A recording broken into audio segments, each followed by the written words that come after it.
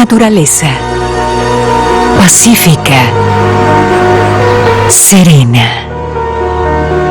tranquila.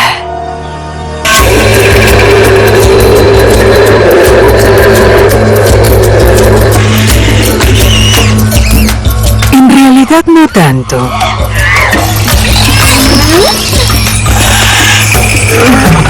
La naturaleza es ruidosa.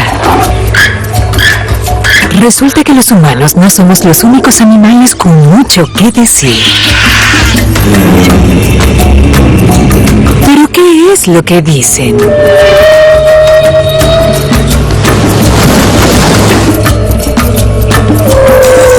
Durante años, los científicos han estado aprendiendo nuevos idiomas, tratando de dar sentido al bullicio. Hasta ahora ha sido todo transmisión, nada de recepción.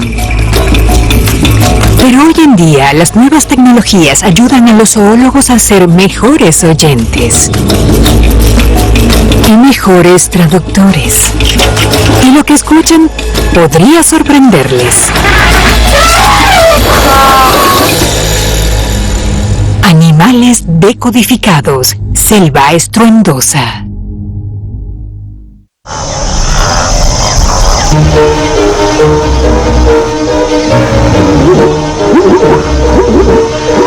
Los animales hablan. Puede que no hablen en los idiomas que entendemos los humanos, pero definitivamente están hablando.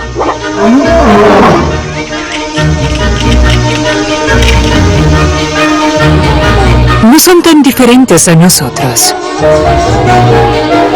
El lenguaje humano es quizás el más complejo de todas las especies. Pero tenemos las mismas razones básicas para comunicarnos, formar y mantener vínculos, expresar el miedo y otras emociones, mantenerse a salvo y comunicar las necesidades. Los humanos aprenden rápido, pero no somos tan buenos para entender lo que dicen otras especies.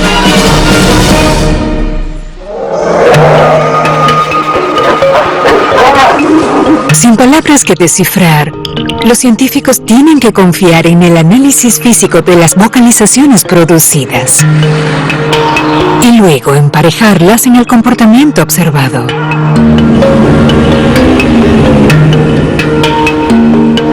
Por suerte, todo el sonido funciona de la misma manera, como vibraciones que viajan por el aire en forma de ondas sonoras. El tono de un sonido se mide como frecuencia. Es el número de ondas sonoras producidas en un tiempo determinado.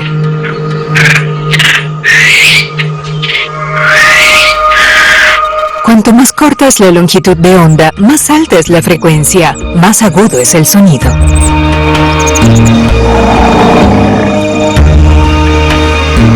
Las ondas más lentas producen un sonido más grave y bajo. La intensidad de un sonido viene determinada por el tamaño de la vibración, conocido como amplitud.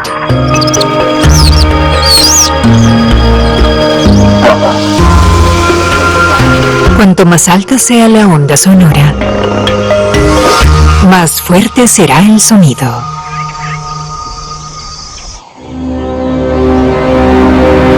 El análisis de las vocalizaciones de este modo ha revelado que los animales utilizan sutiles diferencias de frecuencias y amplitud para transmitir diferentes significados. Esto es especialmente cierto en los mamíferos más sociales. De tanto ver programas de naturaleza, todos hemos oído la famosa trompa del elefante africano. Pero hay mucho más en el repertorio de los elefantes. Estos grandes mamíferos tienen una vida social extraordinariamente compleja, que abarca desde estrechos vínculos familiares hasta amplias interacciones entre clanes. Como tienen que comunicar una gran variedad de mensajes, los elefantes necesitan un lenguaje flexible y expresivo. Aquí es donde entran en juego la frecuencia y la amplitud. Este bajo estruendo, con cambios constantes de frecuencia y amplitud decreciente, es un saludo a los amigos y familiares. Una acogida establecida para reforzar los vínculos. Incluso los estruendos más lentos se utilizan para transmitir los planes de viaje a la manada. Y no solo los adultos vocalizan. Las crías también retumban cuando quieren alimentarse, pero para un elefante es un sonido muy diferente, con picos agudos puntuando la forma de onda del estruendo. Y si la cría no consigue lo que quiere, sube el volumen. Estos picos afilados, fuertes y agudos son difíciles de ignorar para su madre.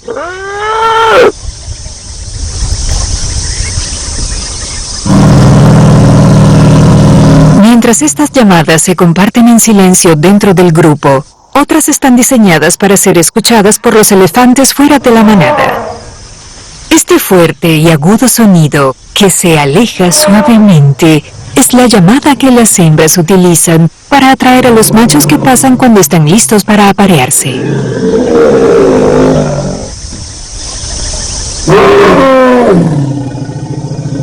Y este sonido alto y estridente se utiliza para ahuyentar una amenaza. Pero incluso con esta amplia gama de vocalizaciones, resulta que el truco vocal más sorprendente de un elefante es uno que ni siquiera podemos oír. Estos grandes herbívoros necesitan comer mucho. Para evitar el sobrepastoreo, tienen que recorrer zonas de hasta 250 kilómetros cuadrados. A menudo se dividen en grupos más pequeños. Pero dispersarse así puede poner en peligro a los miembros de la manada.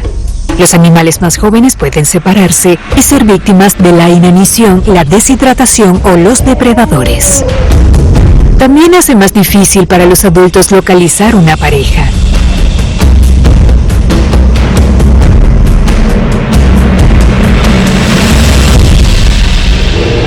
Sin embargo, los elefantes siempre parecen saber lo que hacen los demás. ¿Cómo se comunican los elefantes a distancias tan grandes? La respuesta vino de una fuente inesperada.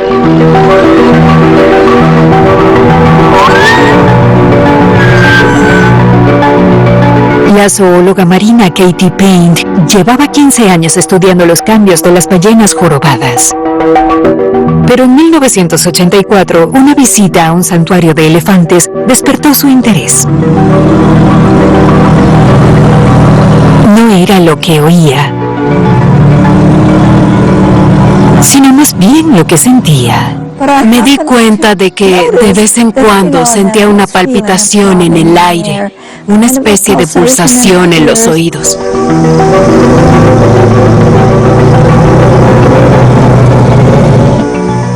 Se me ocurrió que podría tratarse de un sonido por debajo de las frecuencias que yo podría oír y que eventualmente podría ser producido por elefantes y que podrían estar comunicándose entre sí de formas que la gente desconocía.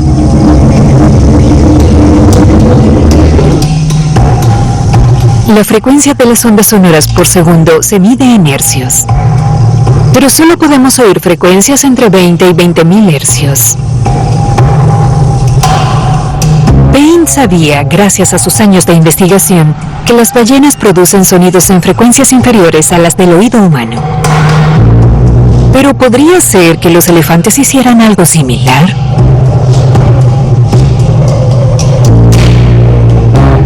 Grabó un elefante aparentemente silencioso y luego aceleró la grabación por 10. Las pruebas eran claras.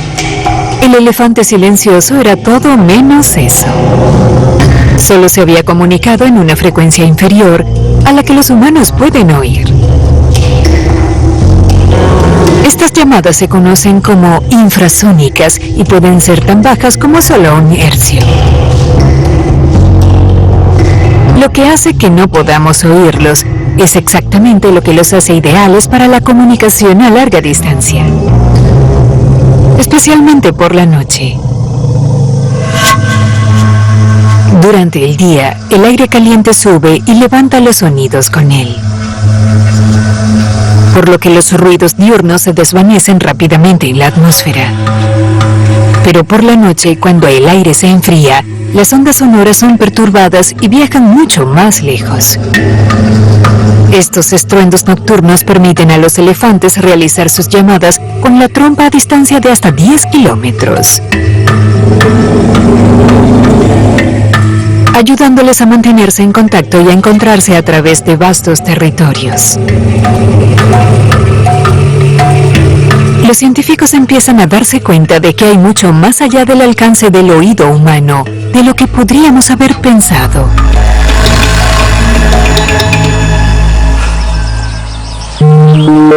Y ahora están empezando a explorar si otros animales se comunican a nivel infrasónico. Al igual que los elefantes, las jirafas recorren las llanuras africanas en manadas poco estructuradas. Pero a diferencia de los elefantes, no parecen ser los animales más comunicativos. Cuando hacen un sonido, siempre es por la misma razón muy específica.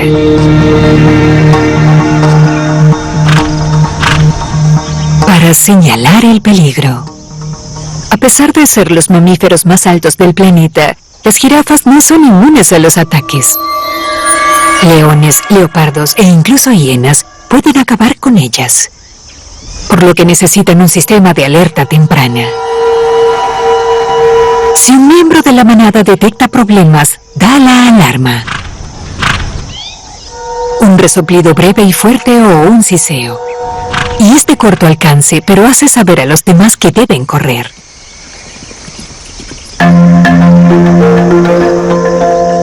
Las jirafas producen estos resoplidos utilizando sus fosas nasales, no sus cuerdas vocales.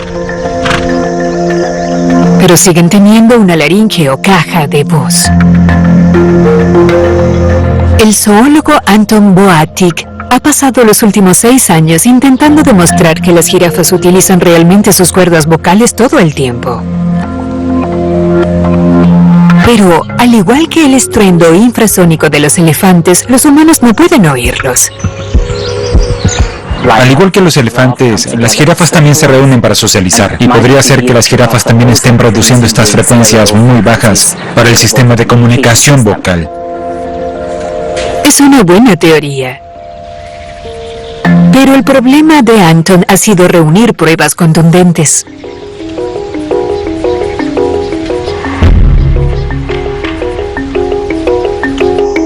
El seguimiento y la grabación de jirafas salvajes es arriesgado. El terreno accidentado y los depredadores nocturnos son peligrosos para un investigador solitario.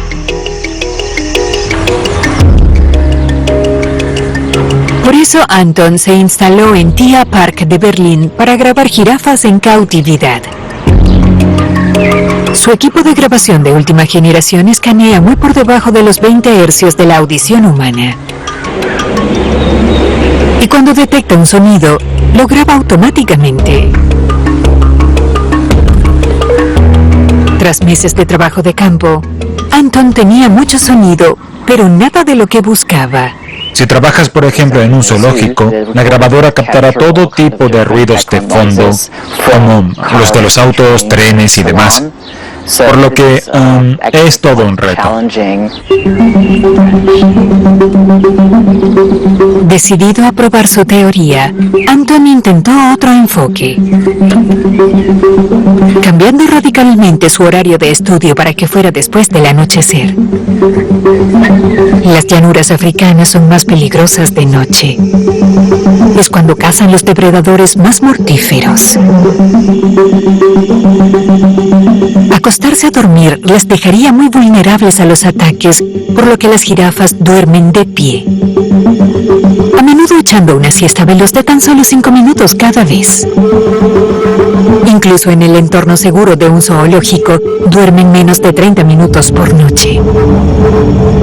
Así que el siguiente paso de Anton fue averiguar si era cuando las jirafas entablaban alguna forma de comunicación.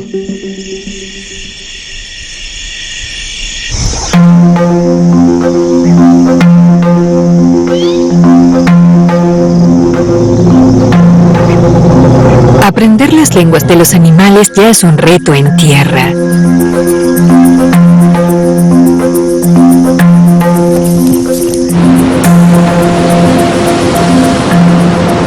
Pero es aún más difícil bajo el agua.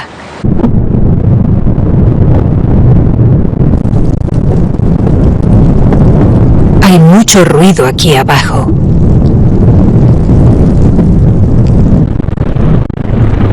Olas que rompen constantemente, burbujas que suben, peces mordiendo el coral duro y el chasquido de los camarones.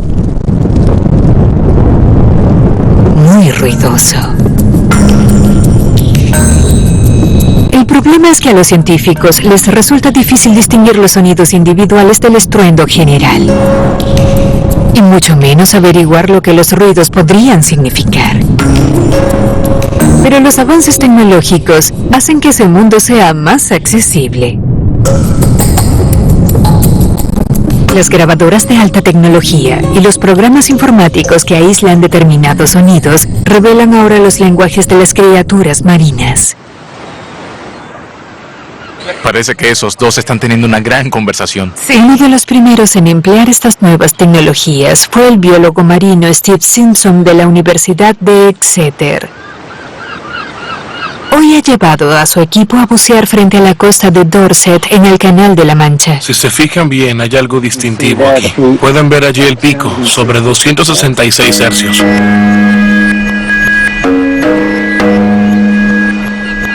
Durante casi 2 décadas, Simpson ha trabajado para demostrar no solo que los peces hablan,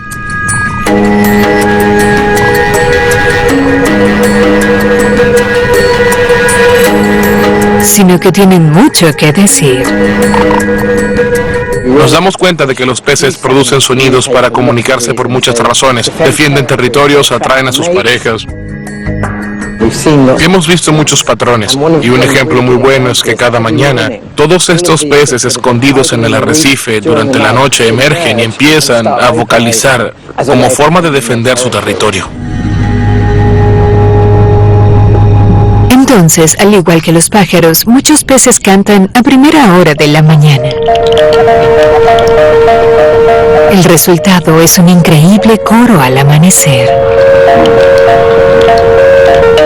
Los extraños gruñidos, chasquidos, graznidos, chirridos suenan menos como un melodioso canto de pájaros que como las voces de criaturas alienígenas. Pero consiguen decir algo contundente.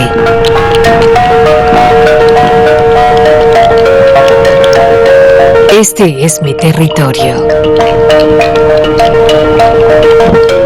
Uno de los habitantes de los arrecifes más territoriales y en consecuencia más ruidosos es el pez damisela del Océano Indo-Pacífico.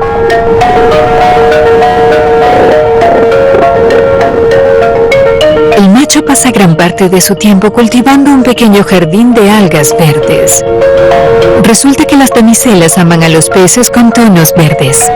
Si les gusta lo que ven, pondrán sus huevos en su jardín para que puedan fertilizarlos.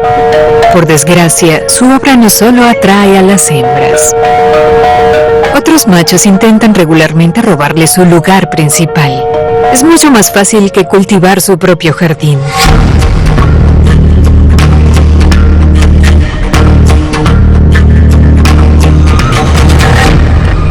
Por eso, al igual que muchas aves territoriales sobre el agua, pronuncia en voz alta su propiedad, hinchándose y gritando con fuerza. Espera que los otros machos decidan que es demasiado grande y musculoso para enfrentarse a él.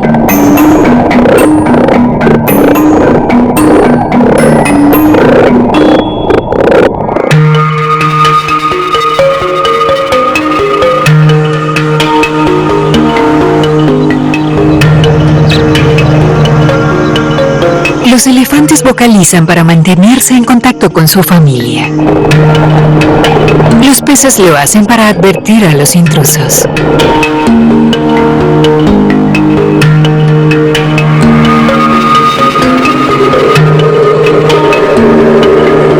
Y muchos animales utilizan el sonido para ambas cosas.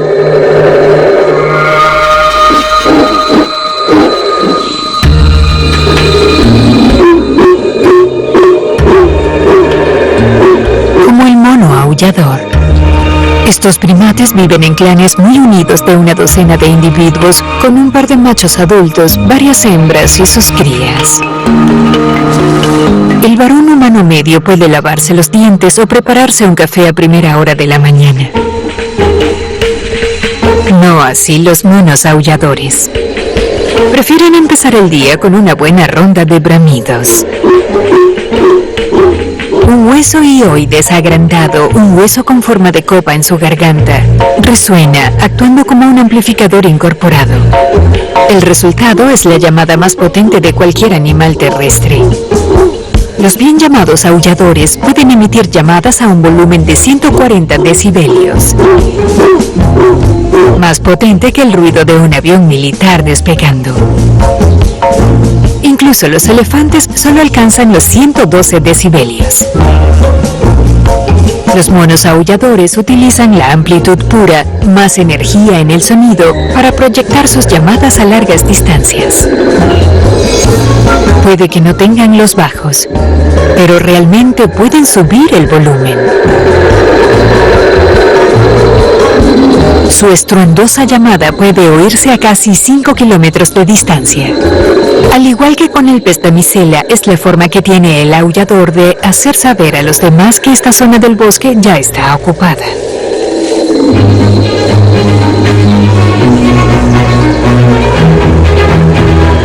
El aullador es un maestro de la difusión de su presencia en voz alta y ampliamente.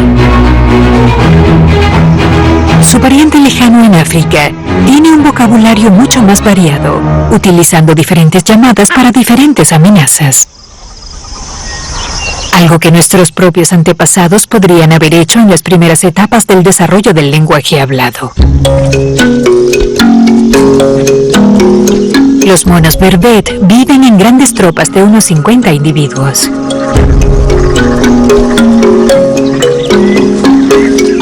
Aunque hay cierta seguridad en los números, nunca pueden bajar la guardia. En África el peligro viene de todas partes.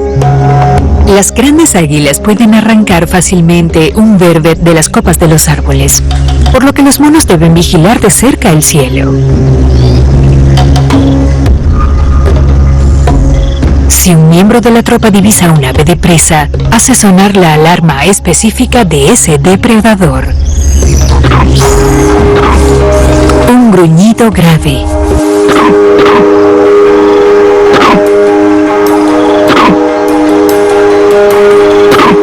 Toda la tropa sabe instantáneamente que debe abandonar el dosel y se apresuran a buscar una cobertura densa en el suelo.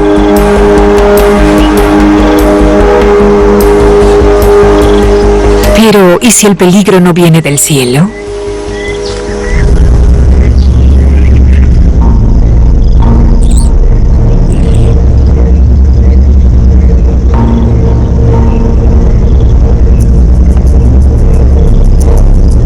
También hay una llamada para eso.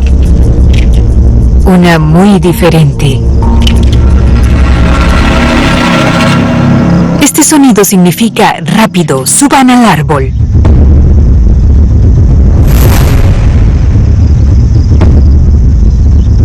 La alerta de serpiente hace que la tropa suba a un lugar seguro.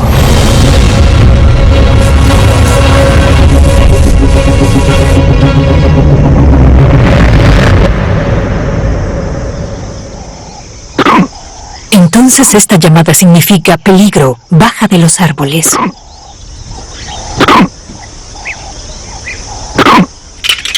Y esta significa peligro, sube.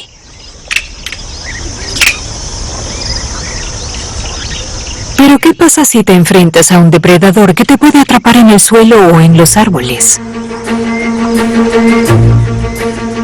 Entonces, por supuesto, necesitas la llamada de alarma del leopardo. Toda la tropa se lanza al instante hacia las ramas más finas que saben que no pueden soportar el peso del leopardo.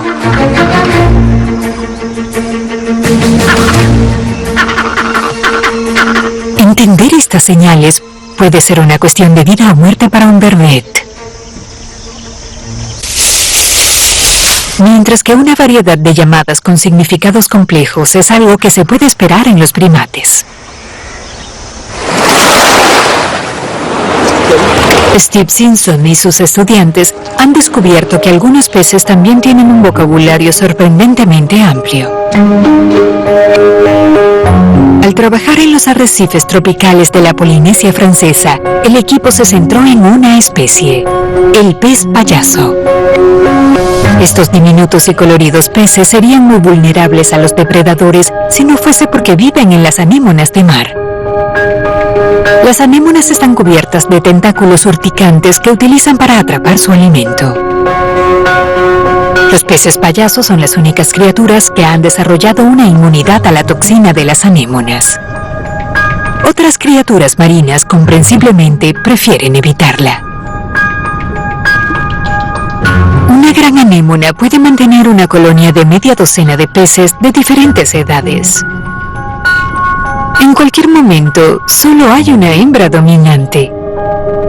Todos los demás peces son machos más pequeños.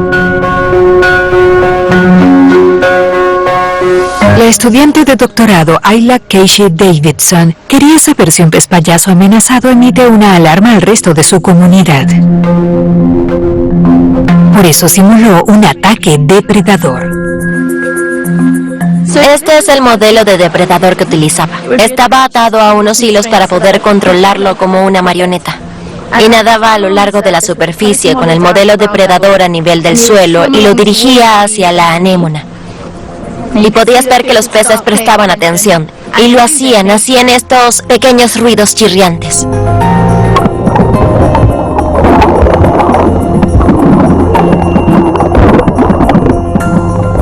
Para comprobar si las vocalizaciones eran realmente una llamada de alarma, las reprodujo en otra colonia. La mayoría de los peces payaso reaccionaron a la alarma grabada y luego se retiraron a la seguridad de su anémona. Solo un pez se mantuvo firme, la hembra dominante, el mayor miembro de la colonia. La hembra de pez payaso estaba muy a la defensiva y era muy protectora. Sabía que había depredadores y de hecho vino a exhibirse ante mí a decirme que dejara en paz a su familia. Lo que me pareció muy valiente para un pez de este tamaño. Cada miembro de la colonia de peces payaso emite sonidos. Pero pueden hacer algo más que anunciar el territorio o dar alarma. Pueden hablar para salir del conflicto. La hembra más grande hace el sonido más profundo. Cuanto más pequeño es el macho, más agudo es su sonido. Ayla cree que los sonidos podrían ayudar a mantener la paz. Las llamadas más agudas de los peces más pequeños indican a la hembra que no son una amenaza para su trono. No hay necesidad de que les muestren ninguna agresión. La comunicación vocal en los peces es una ciencia nueva. Pero ya hemos descubierto que cada uno tiene sus propias llamadas para defender su espacio, atraer a sus parejas, enviar señales de alarma e incluso mantener su estatus social. ¿Quién sabe qué más pueden decir?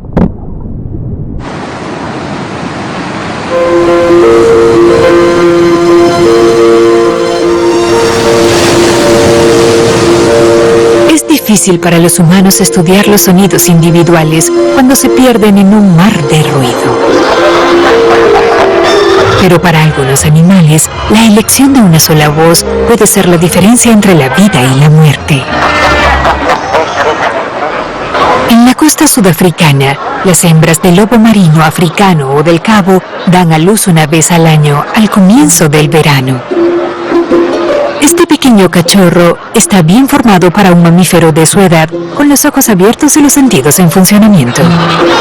Pero aún no sabe nadar y no tiene grasa para mantenerse caliente en los mares fríos. Así que durante sus primeros días, la madre y el cachorro son inseparables. Con tantos individuos en una colonia, es fácil perderse. Es fundamental que la madre y el cachorro reconozcan sus voces para poder encontrarse en la enorme ruidosa multitud. Por lo que cada uno tiene su propia voz. La madre solo tarda unas horas en aprender las llamadas de su cachorro. Para él, lleva un poco más de tiempo. La llamada de cada individuo se puede dividir en partes clave que todas ellas pueden reconocer. Y tienen que aprender a distinguir cada una de ellas. Está la frecuencia, el tono distintivo de la llamada y la amplitud, su volumen máximo. Hay variaciones en ambas a lo largo de la llamada. La combinación de estas variables crea un código único como una huella digital. Y más vale que funcione, porque al cabo de unos días, el hambre lleva a la madre a dejar a su cachorro e irse a pescar.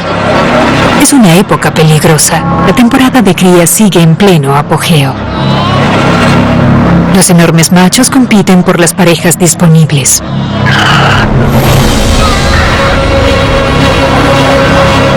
Para evitar que su bebé sea aplastado, la madre lo deja en una guardería protegida, con la esperanza de que se quede quieto mientras ella no está.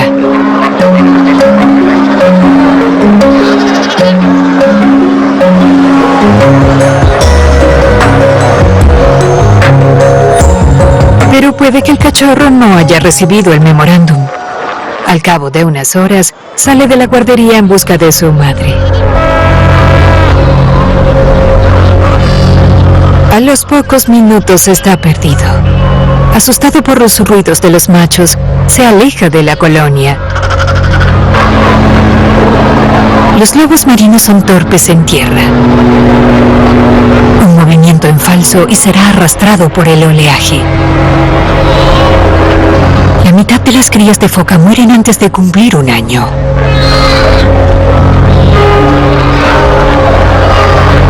Por depredación, ahogamiento, aplastamiento o la mayor amenaza, la inanición.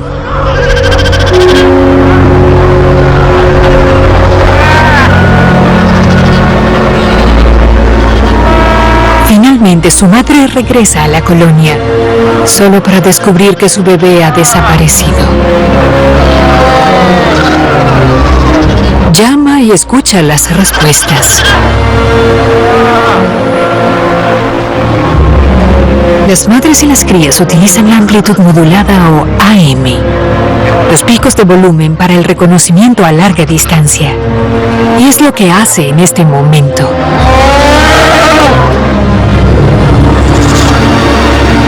Al igual que la radio AM, la energía de las ondas sonoras empuja la señal más allá. Cuanta más potencia haya detrás del sonido, más tiempo durará. A medida que se acerca, escucha el segundo indicio. La frecuencia modulada, el número de fluctuaciones que cambian el tono de las llamadas. Al igual que la frecuencia cambiante de las ondas sonoras que emite la radio FM, no es tan buena a larga distancia, pero es un sonido más limpio, con más detalles. A corta distancia, ella puede oír las pequeñas variaciones de tono. Utilizados conjuntamente, los dos trazos son únicos.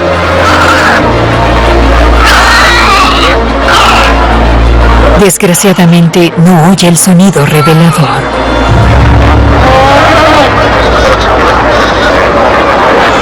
Pero de pronto, El cachorro reconoce una voz lejana.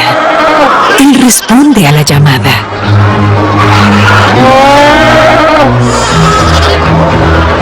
Ladrando de un lado a otro, escuchan las llamadas únicas del otro.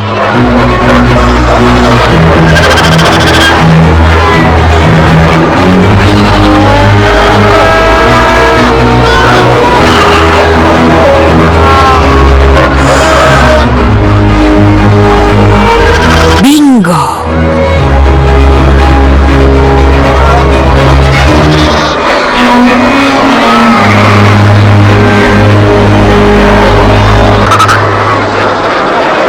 El reconocimiento de un individuo a través de vocalizaciones únicas es común en el mundo natural.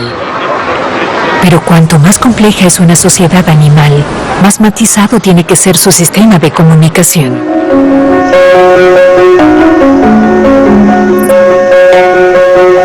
De todos los grandes depredadores de las llanuras africanas, el cazador más exitoso no es el león, ni el guepardo, sino el perro salvaje africano.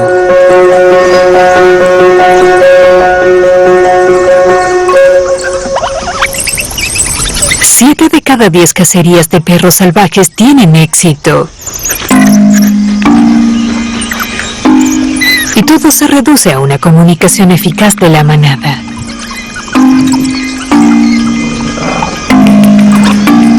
Los licaones tienen una sociedad cooperativa y muy estructurada. La manada crea fuertes vínculos al comer, jugar y dormir juntos. Los perros salvajes africanos tienen al menos una docena de llamadas distintas, muchas de las cuales refuerzan el dominio o el servilismo de un individuo en la jerarquía. Pero estos paquetes también tienen un lado sorprendentemente democrático. Trabajan juntos. No solo para cazar y mantener su estructura de grupo, sino también para tomar decisiones de grupo. Cuando la manada está considerando su próximo movimiento, por ejemplo, si deben buscar un nuevo lugar de descanso, buscar un abrevadero o salir de caza, sus miembros votan, estornudando. Los votos de los estornudos dependen en cierta medida del estatus. Un solo estornudo tiene más peso por parte de un animal dominante, que solo necesita que otros 3 votantes le respalden para que su sugerencia se lleve a cabo. Pero esto es una democracia, y con suficientes votos, otros miembros de la manada pueden anular la decisión de su líder. Normalmente se necesitan 10 votantes para que se apruebe el plan de un animal de menor rango. Suficientes estornudos y la decisión está tomada. Esta vez es una cacería. Los perros salvajes son depredadores bien conocidos y estudiados. Pero los estornudos fueron una sorprendente revelación para los investigadores. Incluso los animales más conocidos pueden sorprendernos con su uso del lenguaje. La voz de uno de los animales más reconocidos en África, la jirafa, sigue siendo esquiva. En el Tierpark de Berlín, el zoólogo Anton Biotik analiza los datos que registró durante la noche. En 2015, después de 3 años de escucha, su duro trabajo finalmente dio sus frutos cuando grabó pruebas de vocalizaciones de jirafas completamente nuevas. Cuando abrí los archivos y profundicé en las grabaciones, me quedé casi como en shock.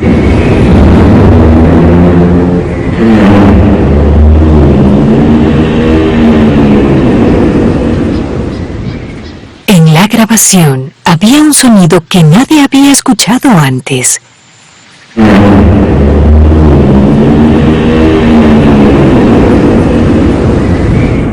El zumbido era casi como un canto de ballena, solo que mucho más profundo.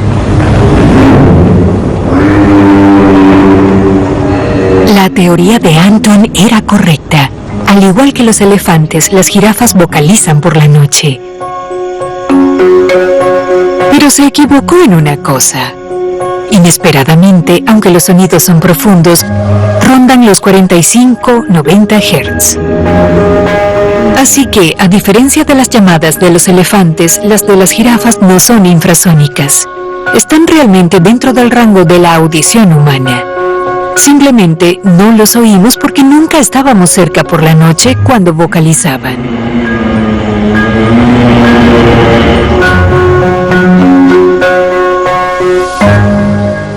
Pero siguen existiendo preguntas candentes. ¿Por qué zumban las jirafas por la noche? ¿Y qué significan estos sonidos? Anton solo puede ofrecer una conjetura. La razón más probable por la que utilizan el tarareo es para mantenerse en contacto con los miembros de su grupo cuando la visión es limitada y no pueden verse entre sí. Las jirafas tienen una excelente visión durante el día. Sin embargo, su visión nocturna es escasa, por lo que el zumbido podría ayudarles a mantenerse en contacto entre sí mientras vagan por la maleza. Durante años no se había sabido casi nada sobre el sistema de comunicación vocal de las jirafas. Por eso estoy muy contento de darles voz, por así decirlo.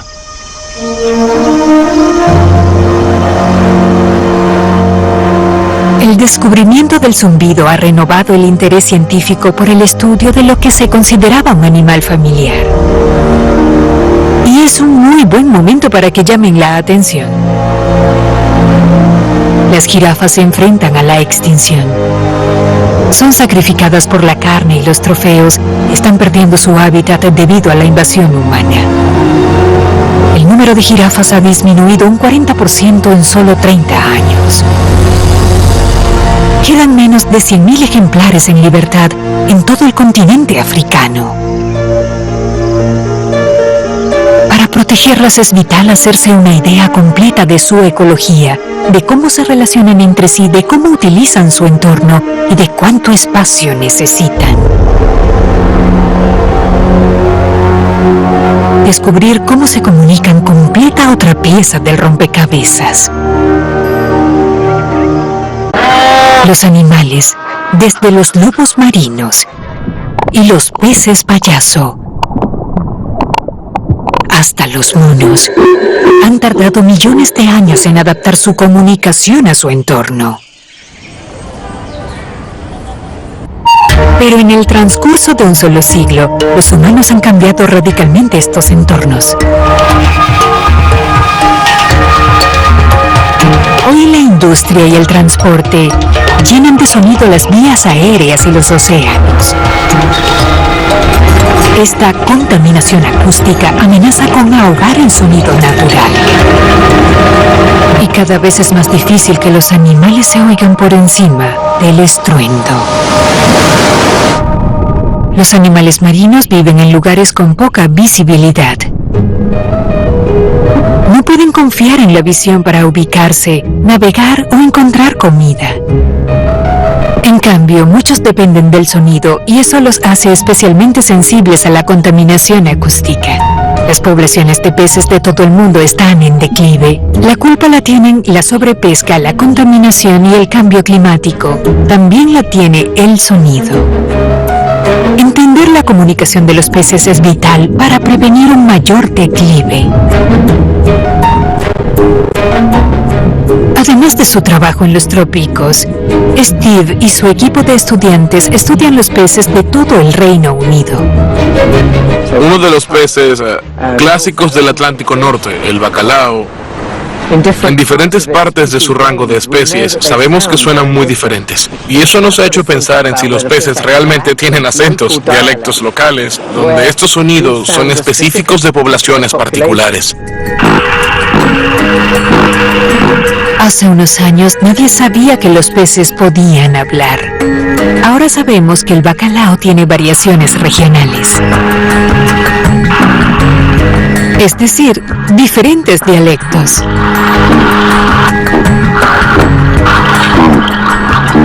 Con este descubrimiento, Steve está preparado para ver cómo el bacalao se enfrenta al cambio climático. A medida que el clima se calienta, vemos que las poblaciones se mueven. Sabemos que las poblaciones de bacalao se están desplazando más al norte, hacia el Polo Norte. Y eso está reuniendo a diferentes grupos de bacalao, quizás por primera vez. Si no se comunican, no pueden aparearse. El mundo consume 500.000 toneladas de bacalao del Atlántico cada año, por lo que la disminución de las poblaciones de peces podría tener un impacto en las economías y recursos alimentarios. El bacalao también desempeña un papel vital en la cadena alimentaria del océano, debido a que se alimenta de los animales más pequeños y se convierte en presa de otros más grandes, por lo que los cambios en sus poblaciones afectan a comunidades marinas enteras. Ahora, la investigación pionera de Steve podría ofrecer formas de combatir el declive de los peces. Llevo unos 15 años trabajando en la Gran Barrera de Coral, realizando grabaciones en muchos de los mismos lugares año tras año. Y en los últimos 5 años han habido 2 ciclones y 2 años de blanqueamiento, lo que silenció el arrecife. Cuando el agua está demasiado caliente, los corales expulsan las algas que viven en sus tejidos, haciendo que se vuelvan completamente blancos. Se conoce como blanqueamiento. Puede que no mate a los corales, pero reduce mucho su productividad. Los peces suelen abandonar estos arrecifes en dificultades, pero las grabaciones submarinas de Steve pueden ayudar a recuperarlos. Con nuestras grabaciones históricas, descubrimos que los peces siguen siendo atraídos por estos sonidos. Si construimos un arrecife artificial, podemos llamar a esos peces al arrecife. Pero si utilizamos grabaciones actuales, los peces ya no estarán interesados en ellas. Así que la pregunta que se plantea es si podemos utilizar grabaciones históricas para llamar a los peces y repoblar los arrecifes en el futuro. La ciencia está empezando a desentrañar los misterios de la comunicación animal. Tras años de investigación, estamos descubriendo que los animales tienen mucho que decir y que tienen una comunicación más sofisticada de lo que nunca imaginamos. Descifrar y aprovechar ese conocimiento puede ayudarnos a restablecer las poblaciones de animales salvajes y a mantener el mundo como un lugar ruidoso para las generaciones animales venideras.